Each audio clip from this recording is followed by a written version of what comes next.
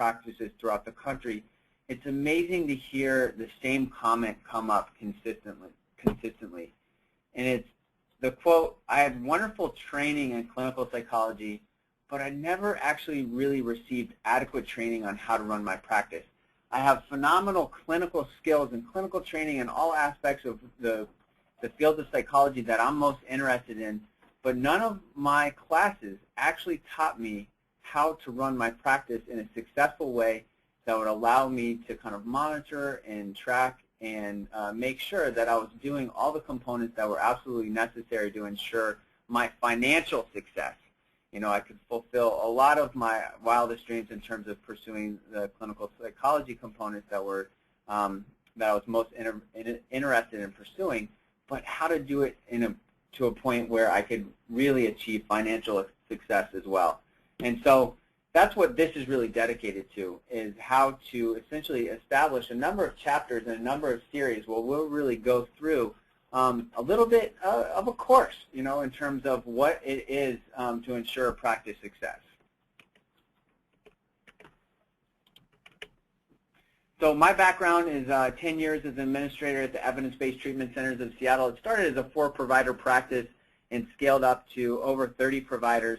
And in that time period, we also developed Valent, and now I'm the Director of Practice Consultation, and have worked with hundreds of practices throughout the country and really gained a lot of insight into what the biggest pain points are on the billing side for each of these practices, and really have synthesized that information into the presentation that you're going to see today. And you'll see that there's a lot of consistency across the board in terms of what pain people have experienced and how to address it in an adequate manner.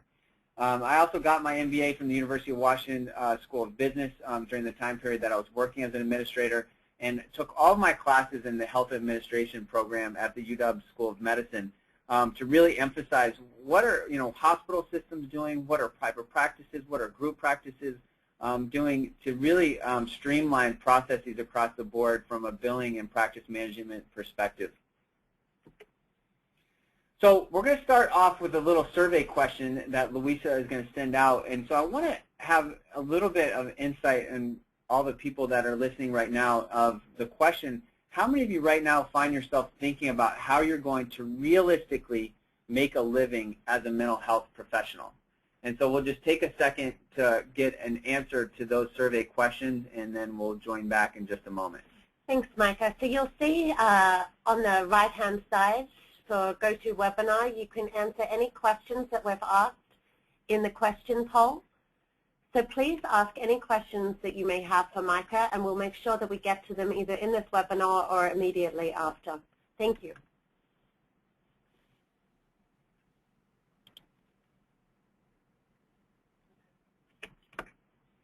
Okay, so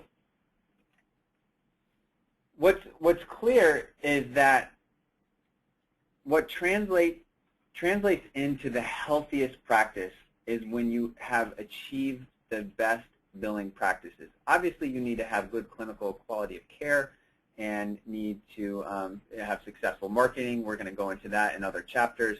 But really, at the end of the day, making sure that you have the best billing practices and that that translates into the healthiest components of your business operations. And that's what we're going to talk about a little bit in greater detail today. So what's the industry reality? You know, the reality of the situation is that cash practices that are out there, you know, it would be great to have 100% collections on cash practices in terms of when somebody comes in, you set the expectation right from the beginning that they need to pay at the time of service. But in all reality, they're really not doing that. And there's a number of reasons why people aren't paying at the time of service that we'll get into. But the reality is that it's less than 90% of invoiced visits get paid. And, you know, for a practice that is making $100,000 or $200,000 a year, 10% of $100,000 is $10,000. That's a significant amount of money that's not being collected on a yearly basis. If you're making $200,000 a year, that translates into $20,000, you know, and so on and so forth. So it's salient to bring up this point, because if we can bring up our operations game and make sure that we have the established billing practices, for cash-only practices, then it's going to have a significant impact on your collections and the health of your practice. Likewise, for insurance, Medicare, and Medicaid, I talk about it being less than 55% of total charges get paid. And when I say total charges, I mean what are the fees for your practice? Of that amount, there's an allowed amount, and then of the allowed amount, there's only a certain amount that gets collected. And that really translates into less than 55% is kind of the industry standard of total charges that are getting paid. These are significant experiences that people are having within their practices and are really leading to the question of how many people are really thinking about how can I make a realistic living as a mental health care professional. And so we want to talk about today the gold standards for each one of these. And first of all, the days in accounts receivable gold standard, and we think about the two most major metrics across the board for running a practice are really collections and days in accounts receivable. And so for days in accounts receivable, it's clear that for most insurance companies and third-party payers that it's 45 to 50 days is the gold standard. So if you're not receiving your payment in 45 to 50 days, you know that there's a problem.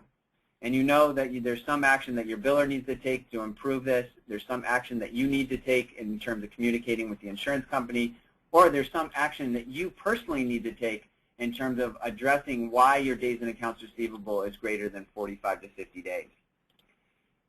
Fee for service for collections, gold standard, 98%.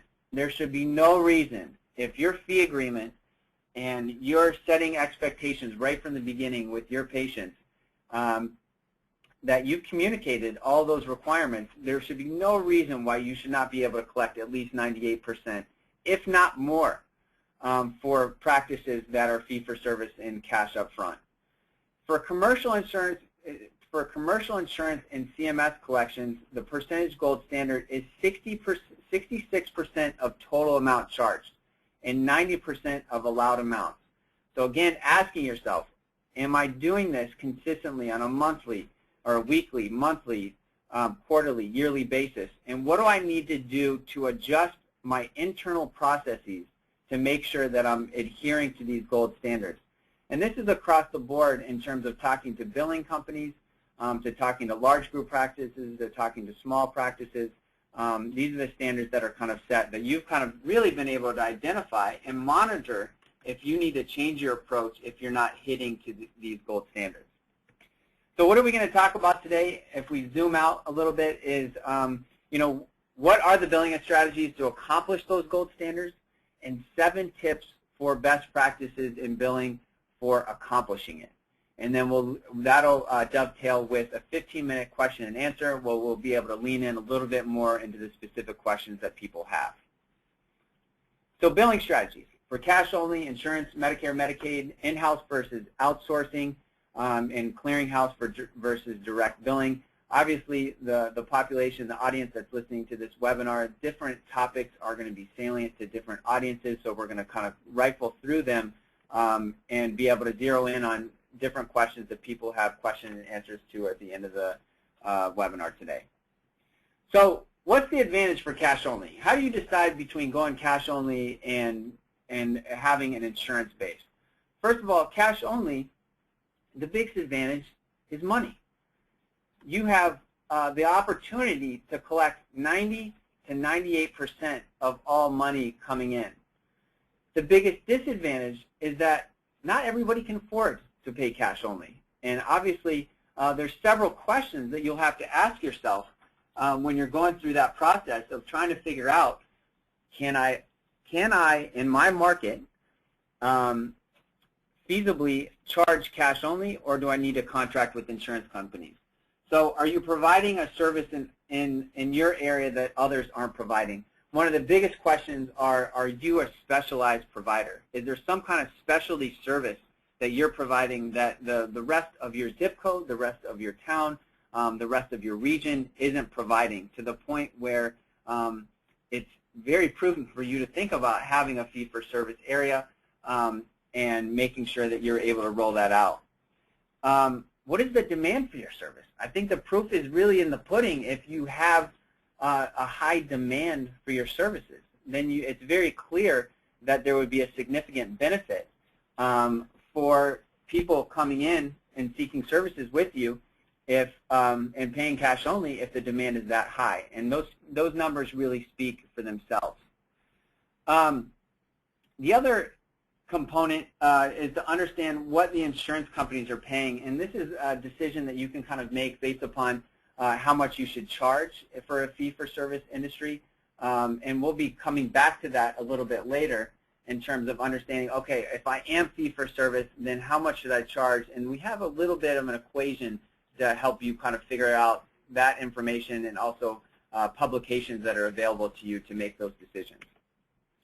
And then there's insurance paneling. What are the advantages? Obviously, accessibility. You're going to be able to serve many more clients, and this may be a value of your practice to be able to serve lower SES, in which case, you know, all the arguments that you can make over here for making more money, if that's not one of your biggest values, and that one of your biggest values is really serving clients of different SES, then you can make a decision right then and there that you want to go into insurance paneling and have an insurance model for running your practice.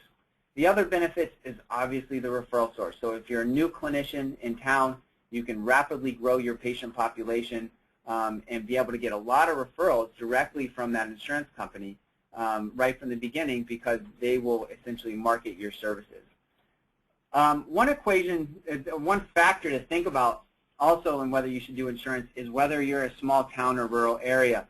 Obviously, if you're in a small town or rural area, the funding might be a little bit different, and there might be more people that are very dependent on insurance to make payments. As we've seen across the country, the more urban the area is, the higher likelihood for success of your practice for fee-for-service versus a rural area that may not have the financial sources in order to successfully pay for treatment.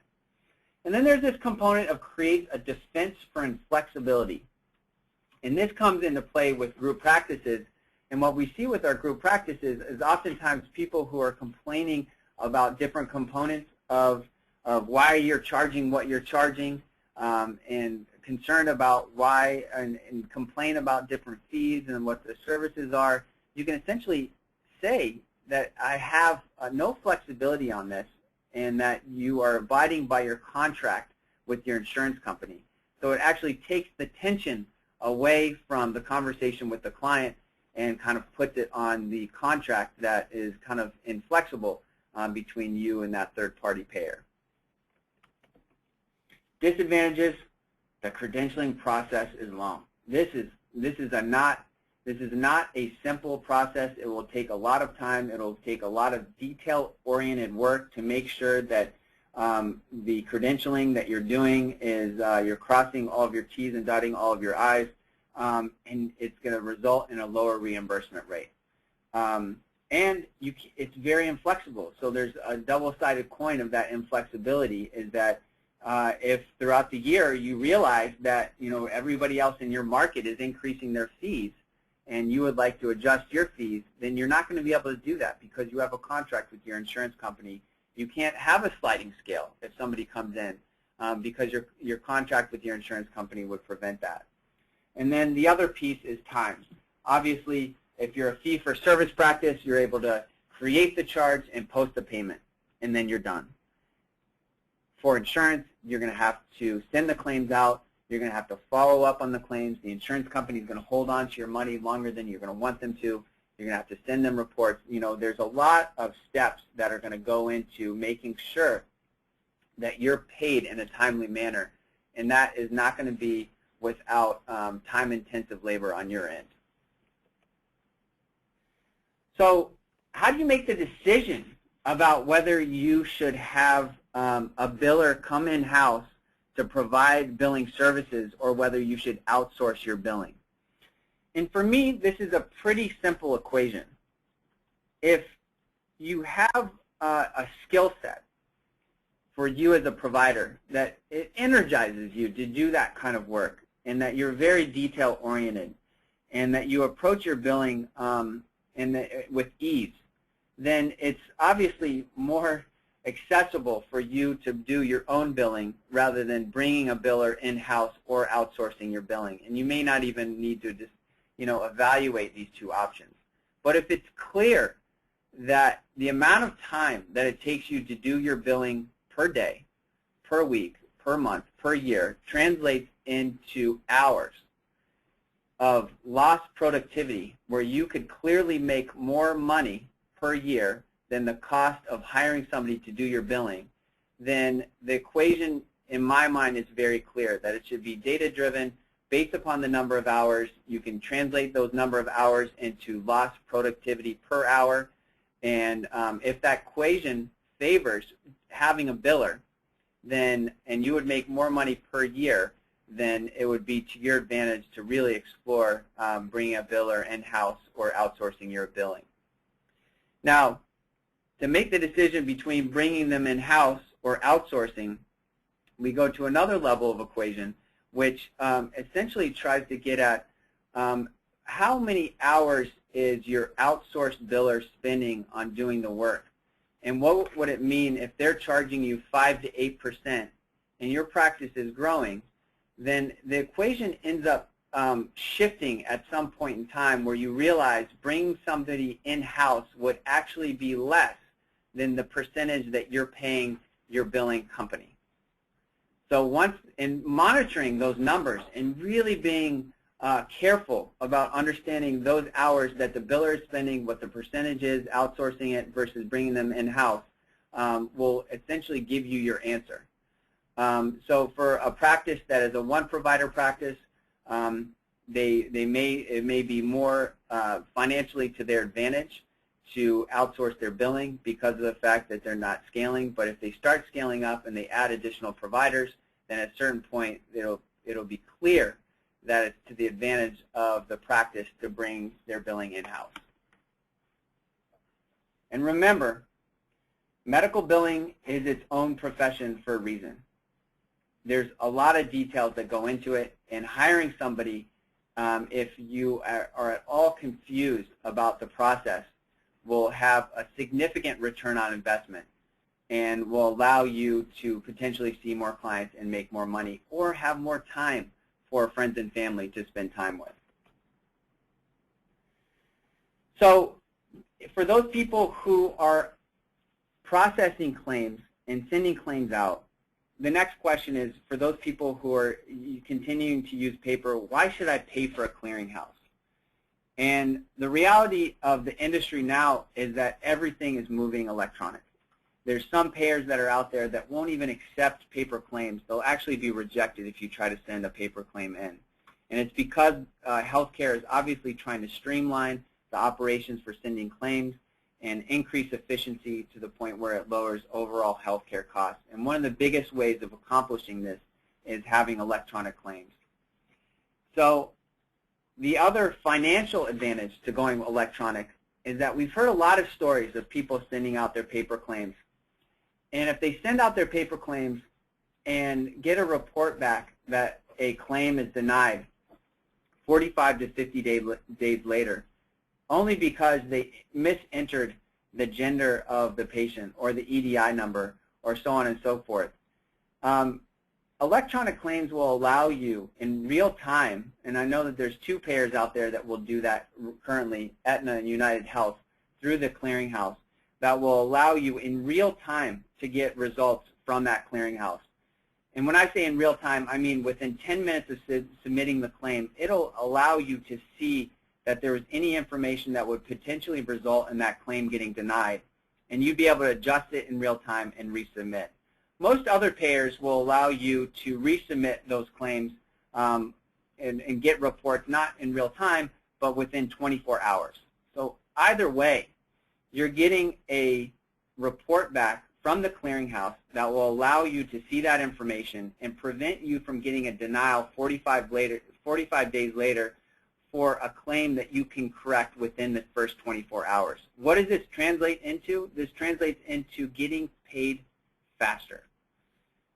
Days in accounts receivable, collections percentage, the 2 key metrics for driving your practice's success.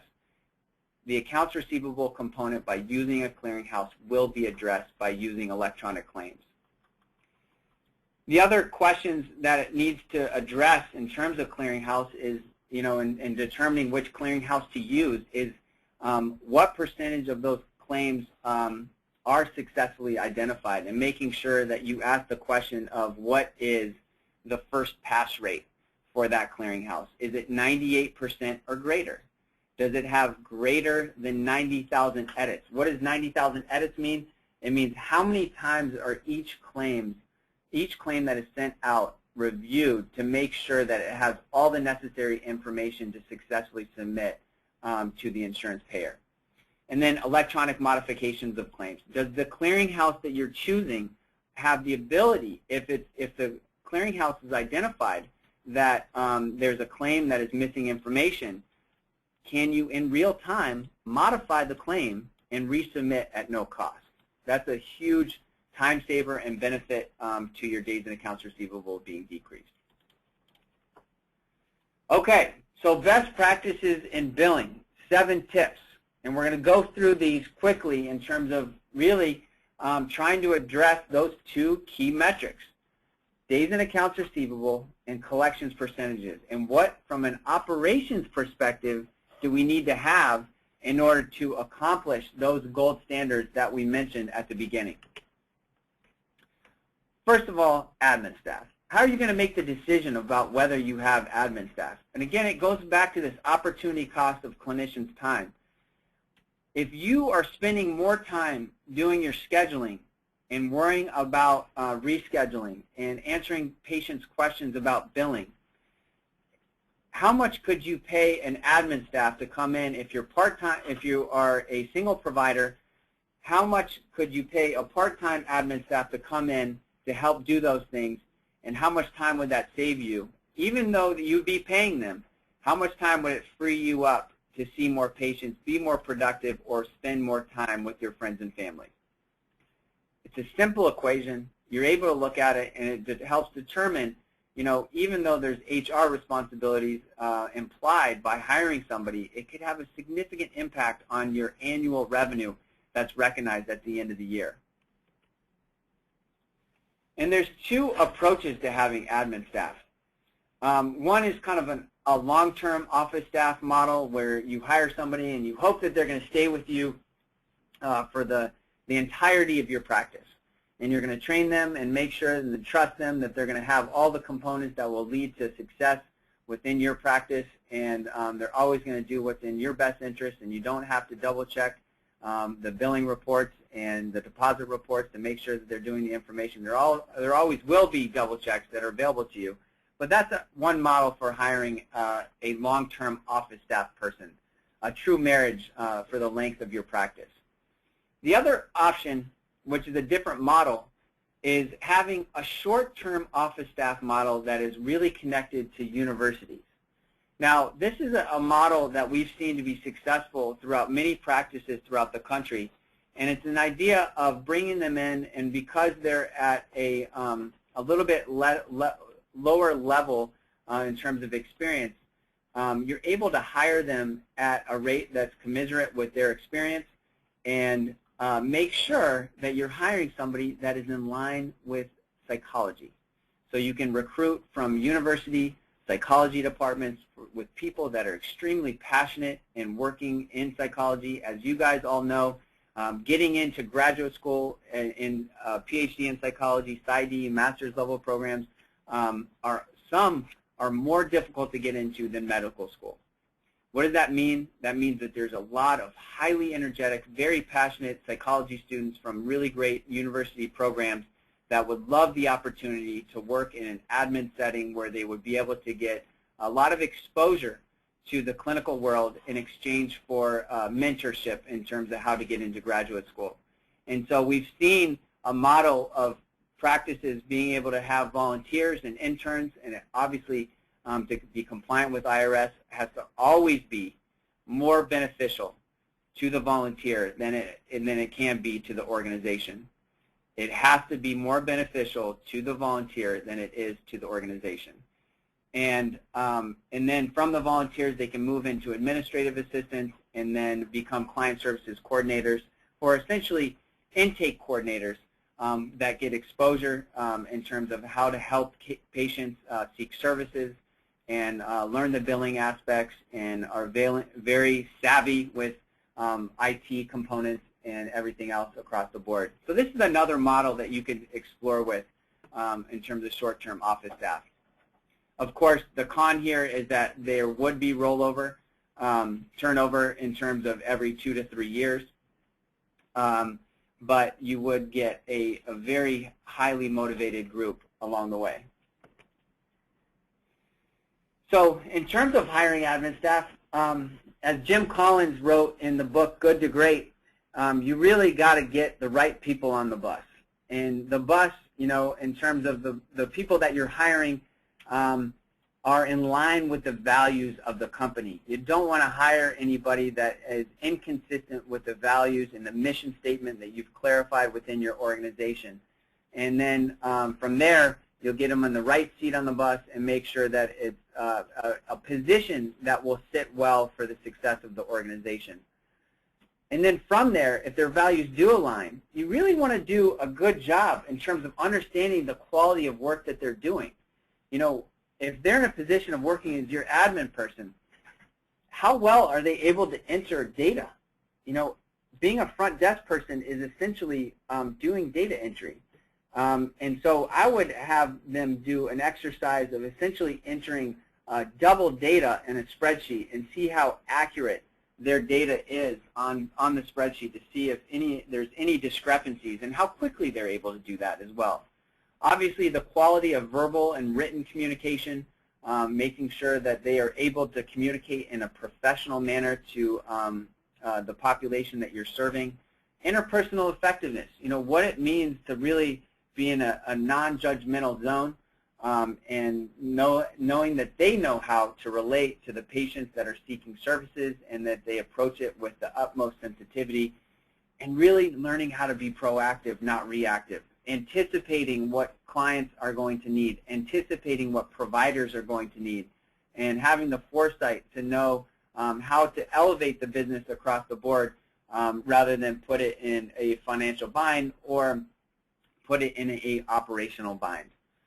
And if I go back to the quality of data entry, I've also had exercises done where you are able to essentially provide them with 2 sheets of paper and allow them to really be able to recognize very quickly on that report any discrepancies that they see.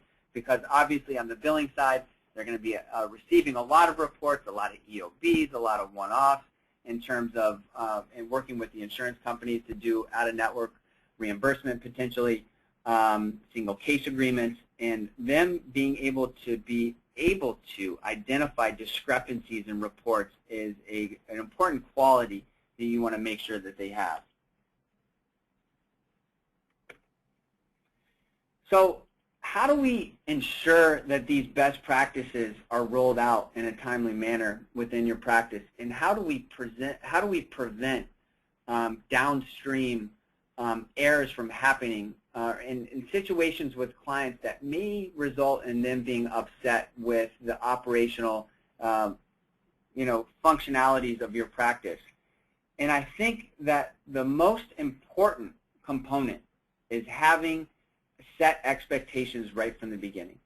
Making sure that clients right from the beginning understand exactly what your policies and procedures are, that there's clarity about when to expect, for example, the cancellation policy, which is probably the most disputed concept in most practices, and that people ask for the most exceptions for cancellation policies. People will often, really want to understand why you have that, and if they don't get it clearly right from the beginning, then that question will crop up more and more.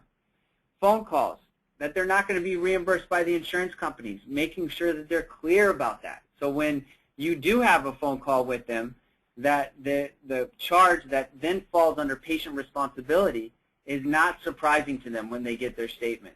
How is this going to save you time downstream? They're hopefully not going to call you and say, why was I charged this, and explain it to me. Groups, paying in advance.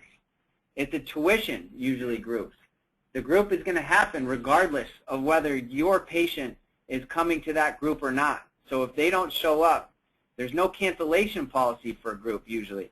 And so, what ways can we make that clear in terms of the phone calls, groups, cancellation policy, on the fee agreement to make sure that there's clarity about each one of those components. And I have also really thought about this as ways in which we can really bold and underline each one of these areas and require on the fee agreement or on the disclosure statement the patient to not only sign the bottom of the disclosure statement, but sign each one of these unique areas that result in the most frequent phone calls from our unhappy clients, that we require a signature or an initial next to each one of these categories on the disclosure statement or fee agreement to make sure that, yes, I paid extra attention to this one area so it translates into clarity for the client. And so if they ever have any question in the future, you can always pull that fee agreement out and say, listen, not only did you sign this, but you initialed the most salient portions. And if you had any questions about it, you should have asked before. So rules of thumb in terms of fee setting. You know, how do we set our fees across the board? And what are the best ways to do it? First of all, there are ways to really understand the market by understanding what your colleagues are charging. So what are your colleagues charging in the area? What is the commercial payers charging in the area? You know, for maybe you are on commercial insurance and you obviously want to charge in terms of your full fee greater than the reimbursement rate by the insurance company. That's one metric that you want to make sure that you always have. And then CMS also publishes their rates online. So you want to make sure that you're charging at least 150% to 200% of the fees listed by CMS. There's also the components of there's publications, and you can reach out to our marketing department to get these publications. We have a list of them of essentially fees that have been published by zip code. So you can see for my discipline, what are people charging in my zip code on average. And there's agencies that have essentially done the work on their end to get this information so you can publish your fees in lockstep with the market, so you are kind of meeting the supply and demand pricing structure that you need. And then obviously, as we dovetailed with the information before about making sure that our fees are based upon, you know, supply and demand, you know, and what is the number of clients that are on my wait list, and what should my fees be? And if I have that many people on my wait list, should I go up? Should I stay where I am? Because that's one of my values, is to make sure that I'm accessible to lower SES.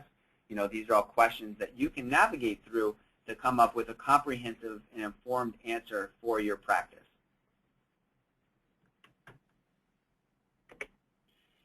One of the big components is eligibility checking if you're doing insurance billing. And what does this mean for eligibility checking, and why should you take the time out of your day to do eligibility checking? Well, what we've seen is for eligibility checking, if somebody comes in for their appointment and they end up seeking services for 10 sessions and they have insurance, but you don't realize that they don't have any sessions remaining for the year, and you let them know after 10 sessions that that's under patient responsibility, and they tell you that they have no money to pay that, or a week later they go bankrupt and then you physically cannot even ask them for the money. This puts you in a vulnerable state. And so making sure that you do the eligibility checking, and you know that example is a worst case scenario, but running your practice from worst case scenario perspectives is really a good way to kind of, you know, guide and make sure that everything that falls under that worst case scenario won't happen to you. And making sure that authorizations in terms of doing eligibility checking, if they need auth and re-auth, that you have a system that will allow you to track each one of those components to make sure that you're going to get paid. The last thing you want to do is be able to provide those services only to find out that there's no authorizations available, and then it puts you in the same bind as finding out that they don't have any sessions available for their insurance. So these are questions to kind of go through, and by having eligibility checking and taking the time, again, to be proactive rather than reactive, and setting expectations right from the beginning for you, for your patient, for your admin staff, of what is possible for this patient seeking services, will make sure that downstream that you're preventing any mistakes from happening in terms of decreasing those two key metrics, days in accounts receivable and collections percentages. And I can't stress that enough in terms of this opportunity cost equation of how to spend your time to make sure that you are increasing those metrics and increasing the value of your business. In some areas it's worth spending more time in, some areas it's not worth spending much time in, but that opportunity cost equation will help guide and direct you in order to make that decision. So this is another quick question, or another quick tip that has been very helpful for a lot of practices throughout the country. How do I get my collections percentage up from 90% to 98? How do I even do that? I mean, there's just so many situations with patients coming in, and a child is coming in for the appointment. Mom usually pays. Maybe there's a custody case, and there's confusion between who's paying, mom or dad. There are groups that are happening. People aren't paying in advance. There's a lot of scenarios that come up that create reasons why people aren't paying for their appointments. But one idea that has been rolled out is how to keep a credit card on file for all of your appointments. So how to have essentially a separate fee agreement that's dedicated in your intake packet to making sure the client signs and says, okay, I am okay with you processing my credit card for any one of these scenarios, and being able to identify that you will process payment for any one of their appointments, any one of their intakes, any one of their phone calls, co-insurance, co-pays, extended sessions that were not intended at the beginning but ended up resulting in an extended session.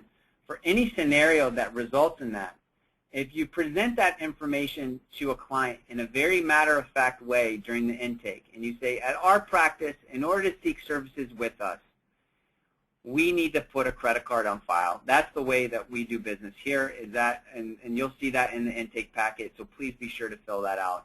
We've heard back from practices that there's very little bite back from the practices and from the patients in terms of them not being compliant.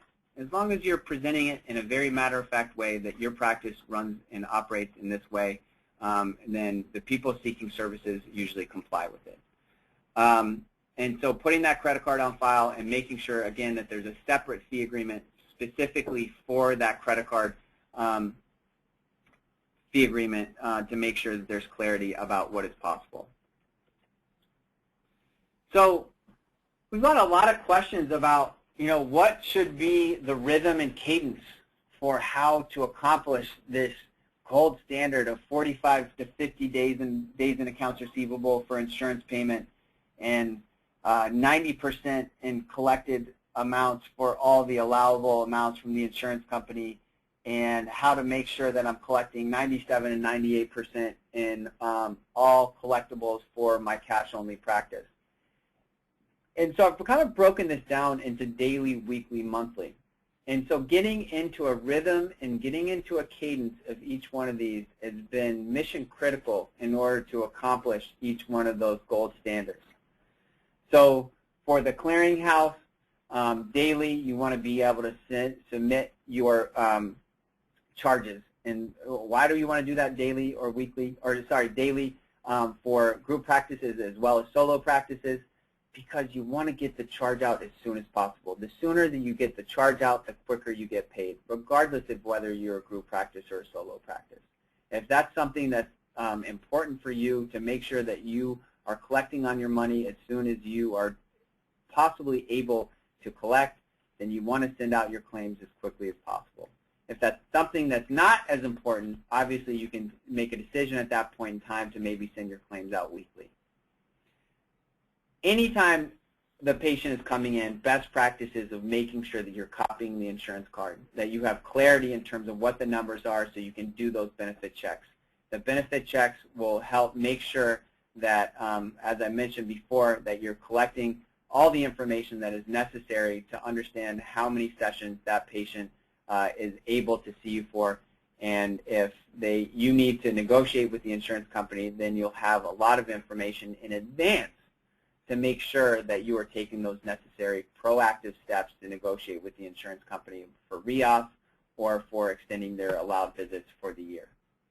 And then for daily, for group practices, you really want to get into a rhythm of reviewing all of the charges that have been submitted for the day and posting payments. What does that do? It allows you to run your day sheet, which is essentially the component that allows you to reconcile and lock down all the charges for each day.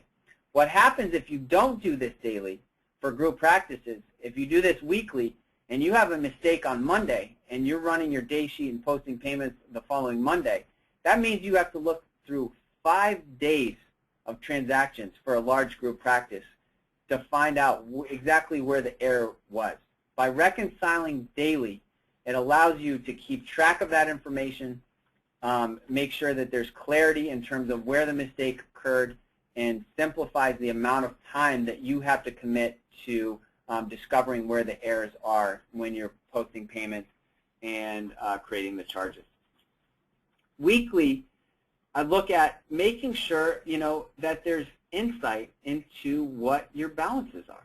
What is the total amount of the charges that have come through and who owes what and why do they owe it. And having insight into those balances each week will keep it at the tip of your brain to make sure that there's transparency directly to the client when and if they owe money, so there's not too much time that goes by along the way.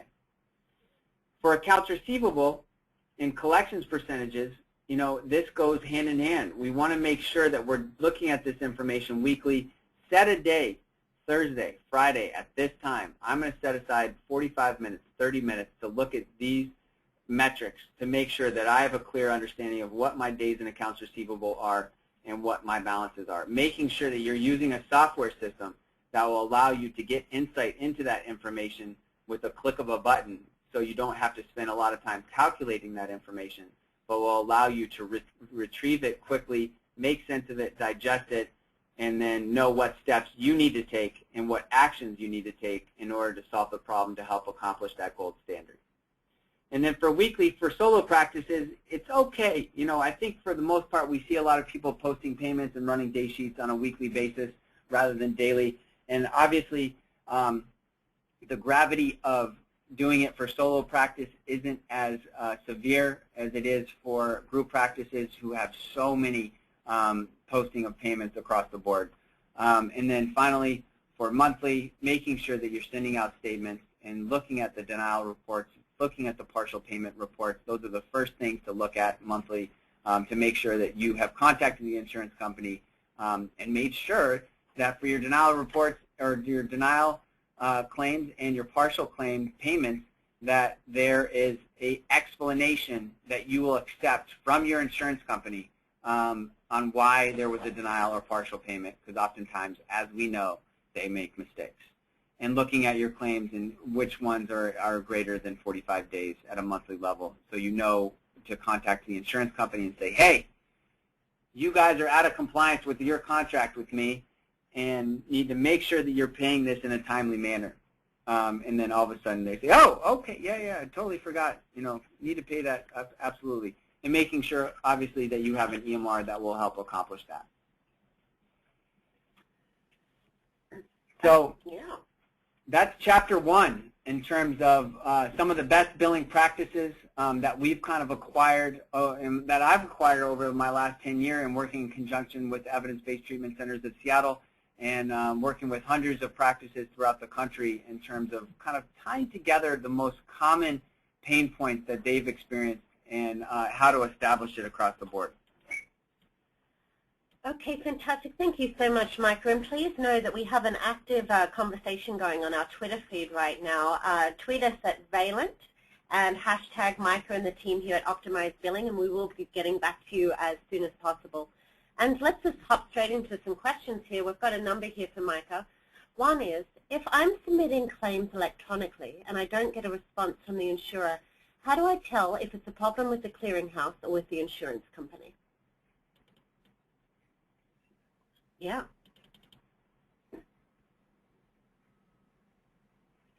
And so one of the clear components, and I think this is a good question, if I'm submitting claims electronically and I don't get a response from the insurer, how do I tell if it's a problem with the clearinghouse or with the insurance company?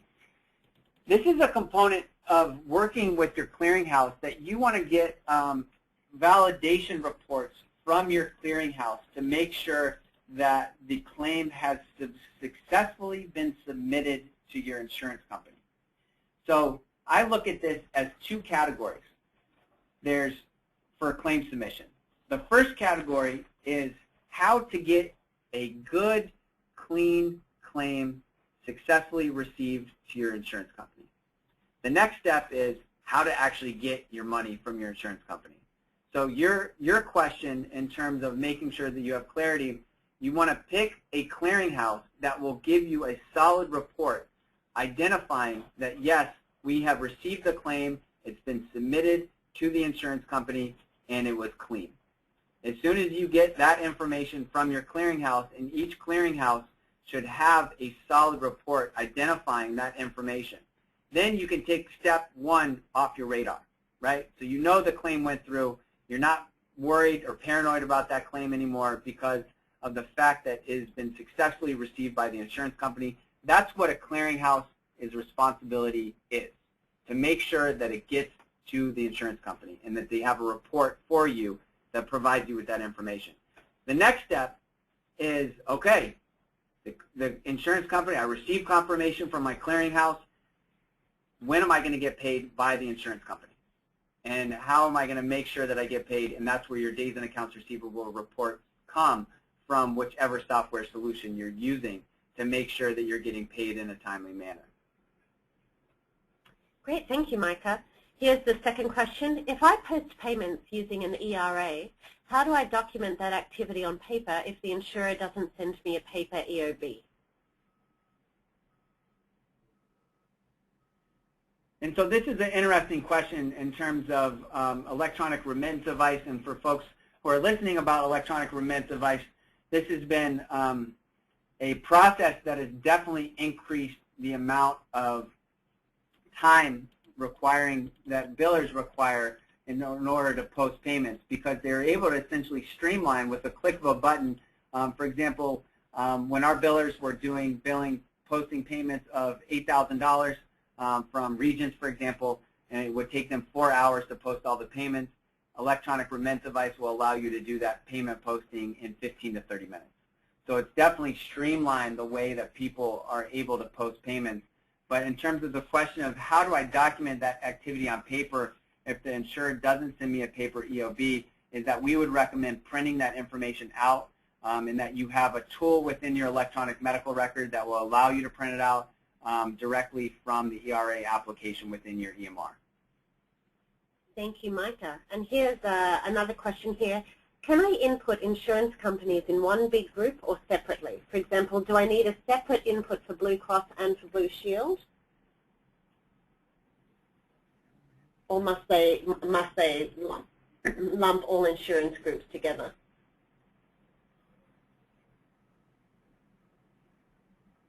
So in terms of inputting insurance companies into one big group or separately, for example, do I need a separate input for Blue Cross and Blue Shield?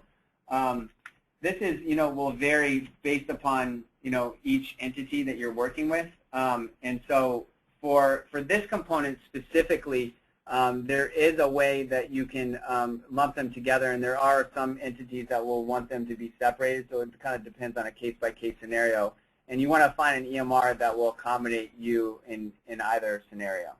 Well, actually, speaking about EMRs, we have a specific question here. Why does Valent choose Navicure as the clearinghouse? So Valent chose Navicure as their clearinghouse specifically because of the fact that those gold standards in terms of days and accounts receivable and collections percentage are really able to get accomplished by using a system that will allow you to essentially have 90,000 edits within Valent to make sure that clean claim gets submitted directly to the insurance company. And so When we chose Navicure, we knew that we were going to get a solid report, and this dovetails with the other question that was asked before about why it's so important to make sure that you have confirmation from your clearinghouse that information has gone through cleanly. And Navicure will give you that report and let you know that, yes, this is your scorecard. All these claims have gone through. These claims have not gone through, and it'll give you clear English explanation, so not in some kind of syntax, that will essentially outline the reasons why the claim hasn't gone through. Well, that's fantastic. Thank you, Micah. And we will be getting back to all your questions in due time today with Micah. And please also know that I'll be sending through all publications that were mentioned during this webinar, and also a PDF download of the slides for all of those who registered. As for our Chapter 2, I'm going to look forward to sending through the GoToWebinar registration details on that in the next week. So please look out for that, and I'll be sending through a recording of this presentation immediately. Thank you very much for everyone who joined, and thank you, Micah. Thank you so much, and we look forward to you joining us in future chapters for best billing practices. Thank you.